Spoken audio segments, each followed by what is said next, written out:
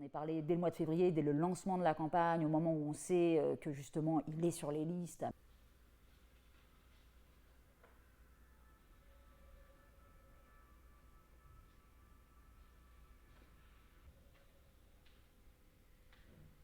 Je parle d'andropsession dans le livre, parce qu'on est encore dans un système de société qui tourne autour de la figure de l'homme, du père, que ce soit dans les sphères plus des foyers, autant qu'en politique. Je veux dire, c'est très factuel tout ça. On a toujours eu des présidents de la République qui étaient des hommes, le pouvoir est encore incarné par les hommes, donc évidemment tout ce qui tend à venir remettre en question cette mainmise sur les structures de pouvoir et cette mainmise sur les récits tels qu'on peut les faire de l'information est perçu comme une menace. Tout ce qui s'est passé autour de Christophe Girard, pour moi, c'est juste une part de... Ça illustre simplement tout ce qui se passe dans l'ensemble des structures du pouvoir français, qu'ils soient culturelles, politiques.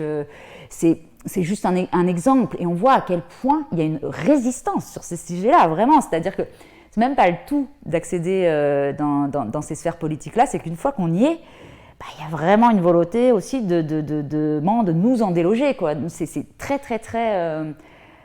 fermé, Éric Dupond-Moretti, mais ce qui tient, c'est un discours masculiniste, c'est-à-dire c'est dire que MeToo, ce sont des excès, que les féministes, ça va bien 2 minutes, que quand, encore récemment, on lui demande de réagir sur la problématique des féminicides, lui, ce qu'il va dire, c'est « Ouais, mais attention, il y a aussi des femmes qui tuent des hommes dans leur couple. » Enfin, c'est-à-dire quelqu'un qui nie, en fait, qui ne veut pas voir, qui interdit qu'on mette sur le devant de la scène le problème absolument massif, systémique des violences patriarcales.